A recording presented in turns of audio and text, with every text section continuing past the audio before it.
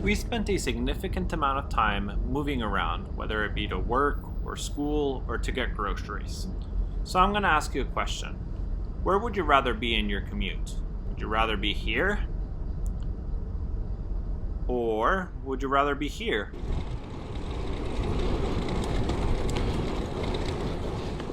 Hopefully, y'all agree that the second option looks a lot more pleasant.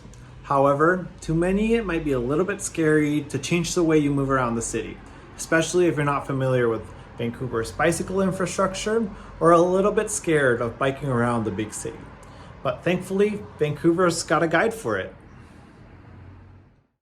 To access this guide, you're first going to head over to the city's website in the Streets and Transportation section. There's all sorts of information about transportation, including walking, cycling, e-scooters, public transit, and car sharing. But for today, we're going to be looking specifically at cycling. Once in the cycling section, we see a lot of very useful information for cyclists. That includes reducing bicycle theft, how to improve the cycling network, visibility and safety tips, and information about rules and regulations. But for now, we're going to be looking at the cycling map that the city has provided for us. So we can go ahead and download that, and we'll get this beautiful map. This is a very useful tool in planning your route as you move around the city via bike. For now, we're going to be looking at the 4 different types of bike lanes in the city, so you can be more familiar and more comfortable while moving around. Let's go for a ride to see what it's really like.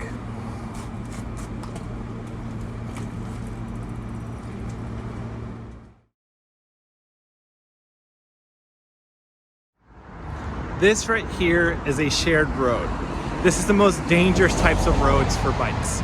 Even though bikes are permitted to ride in these lanes, you're highly exposed to vehicular traffic going at high speeds, which can be very dangerous and very uncomfortable for cyclists.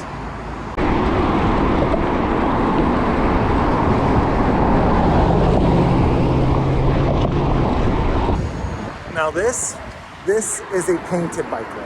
As you can see, these bike lanes are directly exposed to car traffic, and buses can go in and out, creating a merge point which can be very dangerous for cyclists. I saw a lot were in very bad condition with the paint coming off, causing cars to completely disregard the lane. And I also experienced a lot of vehicles blocking the bike lane and felt constantly exposed to the door zone, which is one of the most dangerous areas for cyclists to ride in, as you can very easily be hit by an opening door. Right now, I'm walking in the middle of Burnaby Street in Vancouver's West End. This is what's known as a local bikeway. In these streets, bikes have priority and there is very little vehicle traffic, which makes it a great place to bike around town. This is the first type of bicycle infrastructure where I felt truly comfortable, as it was a quiet neighborhood street with very low amounts of motorized vehicle traffic. Now this is a protected bike lane. Protected bike lanes have some sort of barrier that divides the lane where the bikes go and the lanes where the cars go. These barriers make riding a lot safer, as there's a physical barrier between car traffic and bike traffic.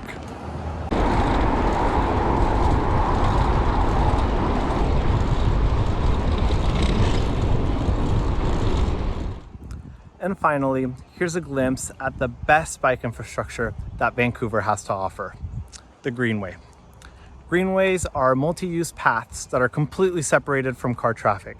In this case, an urban garden serves as a buffer between the street and the path, but often forests or houses may act as such buffer.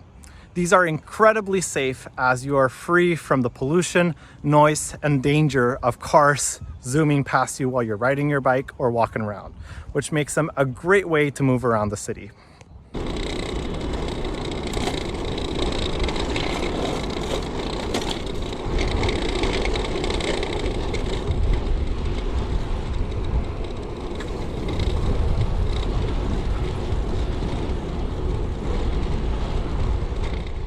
So now that we know what we're looking for when reading the City of Vancouver's bicycle map, let's discuss the benefits of starting to ride your bike.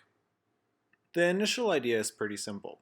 The more people that start riding their bikes, the more the city will invest in proper bicycle infrastructure. This creates a feedback loop where the better the infrastructure, the more people will start riding their bikes. With a systems thinking approach, we can see that this shift will have vast impacts across the city. This includes reducing traffic and therefore CO2 and particulate pollution. It will improve economic activity in the area, boosting shops and businesses and increasing tourism. It will enable heightened access to green space, make people happier, promote more dense, affordable development, increase the sense of community, sense of health, and promote equitable access to the city for those who can't afford a car. This is an example of what more of our streets could look like. You could have people talking and meeting up, thriving businesses, and overall be in a nice place. Hopefully we can promote a transition from streets like the one on the left to ones like the one on the right. As it currently stands, not everyone has equal access to bikeable and walkable areas. This is why, as the city develops, this shouldn't be a thing for the privileged few. Everyone must have access to walkability and bikeability. Taking advantage of Vancouver's vast bike infrastructure allows you to reduce your carbon footprint as it takes cars away from our roads. It encourages our city to build more beautiful, more accessible places, which may boost local businesses. And my favorite part, it gives you access to places like this. Having the views of the ocean, giant trees, the mountains on my daily commute allow me to be a healthier and happier person. And Vancouver has a lot of things to offer, so I'm begging you to take advantage of it all. I hope this video allows you to reevaluate what your commute does to both your health and the health of the city around you. I hope you enjoyed this video.